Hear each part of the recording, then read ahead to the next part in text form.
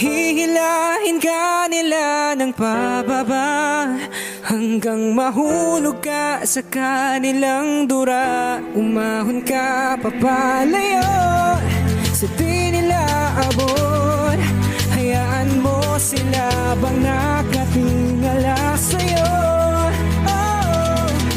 Hindi mo kailangan makinig sa karamihan, matutong magtiwala sa sarili kung kailangan. Patuloy kang lumakad, basta patas kang lumaban. Tumakbo, gumulong, lumipad o kahit pa gumapang. Ang importante dito ay patuloy kang umusad. Kahit pati natahak na daan ay di masukat. At dadating ang araw ay bigla kang magugulat. Andun ka na pala sa iyong minimithing pangarap.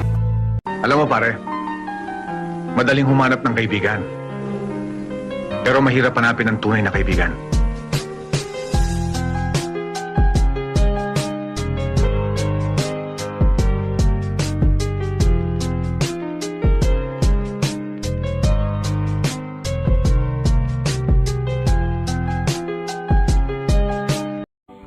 Kontento ka na ba sa buhay mo?